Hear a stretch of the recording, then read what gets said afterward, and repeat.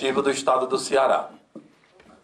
Ela foi criada em 1950, exatamente no dia 11 de maio, mas antes já existia uma turma que se agregou para mudar o perfil. A profissão de jornalista ela só vem surgir em 79 para 80, regulamentada pelo governo federal. Mas os jornais já existiam, as rádios já existiam, e a pessoa chegava a esse veículo por aptidão. Pura aptidão e querer dos donos das emissoras, donos dos jornais, donos do veículo de comunicação da época.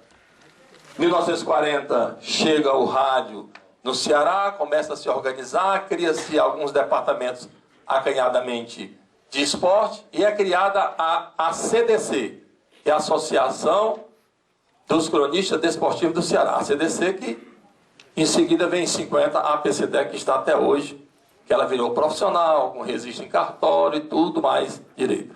Queria fazer alguns registros aqui, por curiosidade, pelos alunos que aqui estão, porque sempre é perguntado alguma coisa. Quem foi o primeiro cronista esportivo da história da humanidade? Né? Já que você vive dentro da crônica. Então nós vamos fazer alguns registros e depois a gente fala da contribuição da crônica para com a Copa do Mundo, que é a bola da vez, que é a Copa do Mundo. O primeiro registro histórico que nós temos de crônica esportiva, de esporte, podemos dizer, foi em 1850 a.C., ao descobrir lá enterrado um cidadão chamado Beni Hassan, no Egito, encontrou-se desenho dentro da catatumba dele lá, de lutas tipo grego-romanas. Então ali é o registro mais antigo que se tem documentado de um esporte. 1850 a.C. O primeiro cronista esportivo da história da humanidade surgiu em 1200 a.C. Vocês já ouviram falar muito do que eu vou falar agora, mas não da crônica esportiva. Um livro chamado Ilíada, que narra a Guerra de Troia.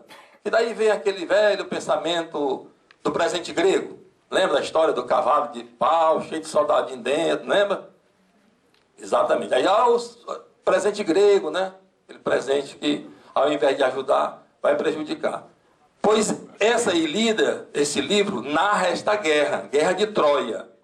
E na Guerra de Troia, no canto 12, Homero, escritor da época, o poeta da época, ele torna-se o primeiro cronista esportivo da história da humanidade. Porque nesse canto 12 de Ilíada, ele faz versos narrando um esporte, na época chamado os Jogos Fúnebres. E daí também é o registro primeiro que nós temos na história da humanidade do cronista esportivo.